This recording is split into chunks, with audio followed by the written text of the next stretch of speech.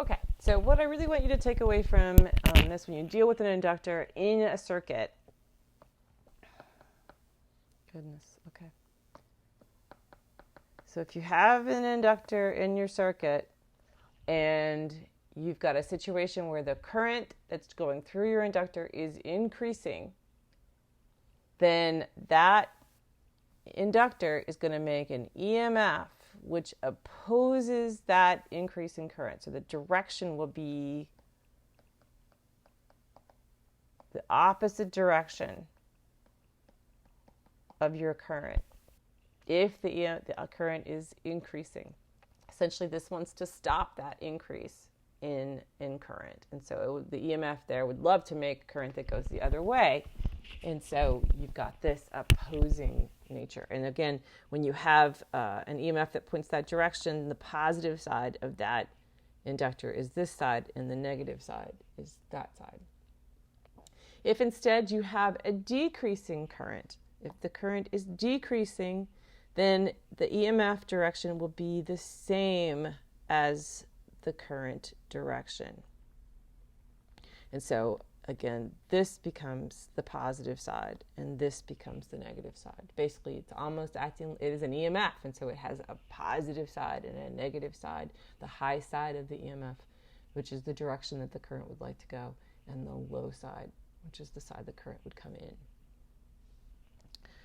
Inductors produce an EMF when the current that goes through them varies, when it changes the time. If the current is increasing, the EMF is in the opposite direction of the current, and if the current is decreasing, the E sub L, the EMF L is in the same direction. So using that, let's look at some of the problems that I wanted us to do for this chapter for inductors. Here it tells me that at a given instant, the current and self-induced EMF, which is that EMF L, in an inductor are directed as indicated. So they're showing us that the current is moving in this direction, and they're telling me that the EMF is in the same direction. So if they're in the same direction, that's this. It's in the same direction as that. And so for part A here, if the current is in the same direction, then that means the current is decreasing. Right? That's what we're just saying. So we've got a decreasing current. Then it says the induced EMF is 17 volts. And so the induced EMF, in which really we're just talking about the magnitude of it, is 17 volts.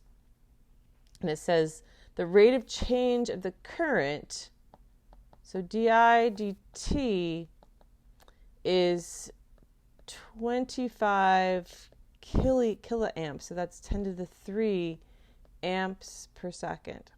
And it wants to know what the inductance is. Well, the magnitude of the EMF should just be the inductance times the change in the current with respect to time.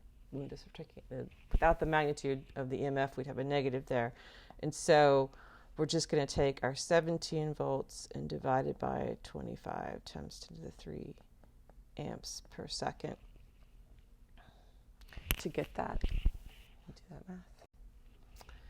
In doing that, I'm getting 6.8 times 10 to the negative 4, and that is a Henry. All right, so that one's not so bad.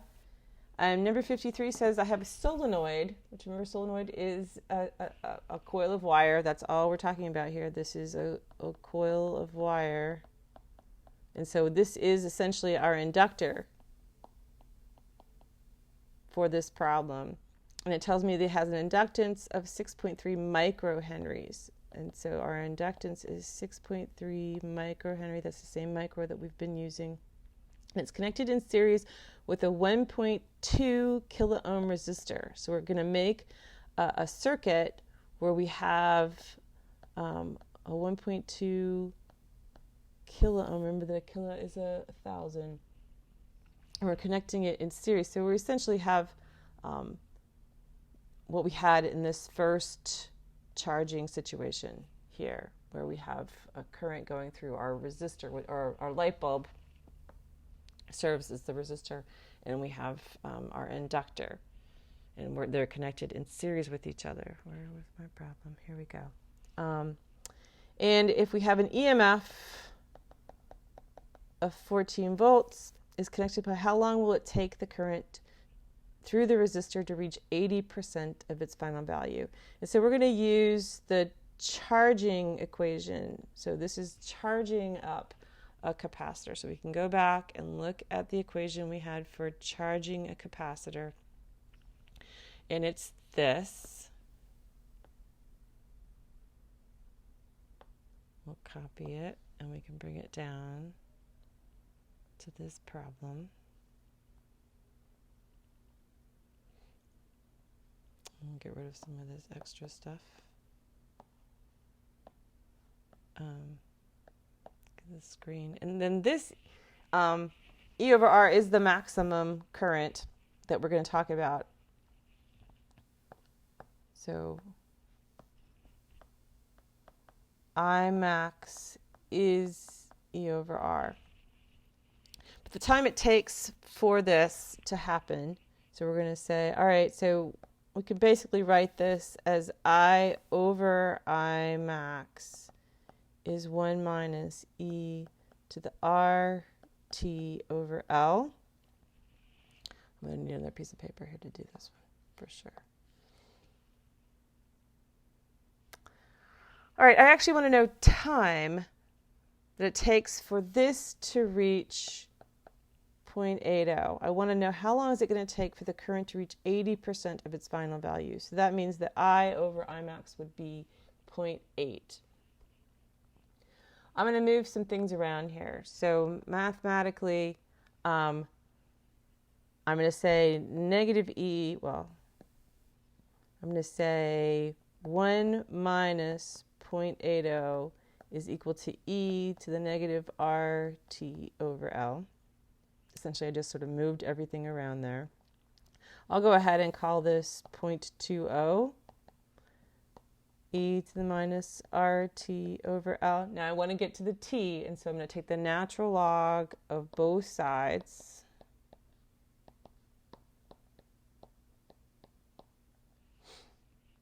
And then I'll solve for time. So I'm going to have natural log of 0.2 times L over R, where L is the 6.3 microhenries and the R is 1.2 kilo ohms. And if I do that, let me come back. Okay, when I go through and I do that calculation, I get 8.44 times 10 to the negative 9 seconds. So that's very short. This is a situation where we have a very small time constant for our LL circuit. What is the current through the resistor at time equals one time constant. So what's the current? So this is part B. What's the current through the circuit when the T equals L over R? That's the time constant. And so I can sit there and put in my E over R, 1 minus E. And here, so if I put in R over L times T, but T is going to be L over R, so we basically just have E to the negative 1. So this is my EMF over my resistance, 1 minus E to the negative 1 is what I end up with there. Let me do that calculation. When I do that calculation, I get 7.37 times 10 to the negative 3 amps, or 7.337 milliamps. All right, the last problem I want to do involving the RL circuits is here we have a coil, at number 61, we have a coil of wire connected in series, again with a 10 kilo ohm resistor, but now it's a higher thing.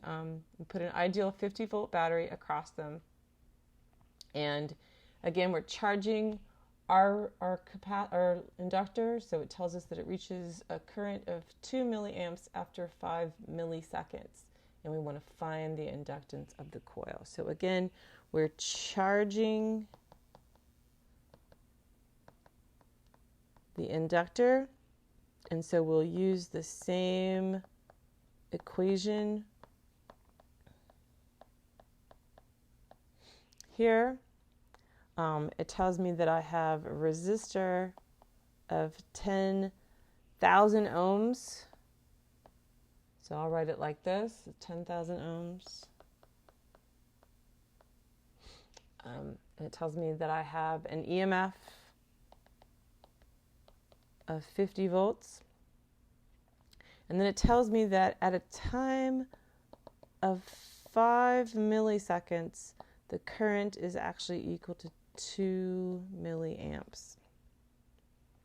And it wants me to find what the inductance is. So I'm actually going to use this equation where I'm going to plug in these values for EMF and R and time and find L. So before I do that, let's go ahead and move some stuff around and just go ahead and solve for time before we put in numbers, because this is going to be moving around quite a bit. So I'm going to say that I'm going to divide it by the E over R. In fact, we can go ahead and so our I max should be this EMF over R. So 50 divided by 10,000 is 5 milliamps. We'll just write it as I max. And then again, I have 1 minus E to the RT over L. I'll move this around so that I end up with E to the minus RT over L is equal to 1 minus I over I max. And then getting this by itself, take natural log on both sides. So RT over L is the natural log of 1 minus I over I max. And then the L, to solve for L by itself, I'm going to say negative RT divided by the natural log of 1 minus I over I max. Right, essentially I do a cross multiplication there. Now I can put in my values. So I have negative 10,000 ohms times a time, which is 2 milliseconds. So that's 10 to the negative 3 there. And then the natural log of 1 minus, and if I do, I is 2 milliamps over 5 milliamps. This is just 2/5 down there. All right, let me do that calculation. Okay, so when I do that calculation, I'm going to put in the numbers there. I get 97.9 henries is my inductance. Throwing in a lot of space here, but trying to do part B is actually pretty simple. So part B says what's the energy that's stored in the coil at this moment. Remember, that's just our energy is U sub L. And this should be the current squared. Let's go back and double check. Let's look at that number one more time. Equation. It's current squared times the inductance over 2.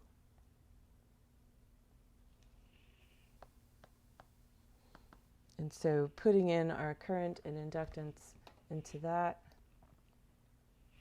I get 1.96 times 10 to the negative 4, and that does come out into joules because this is an energy. All right, so RL circuits are the last things we're going to do for chapter 30.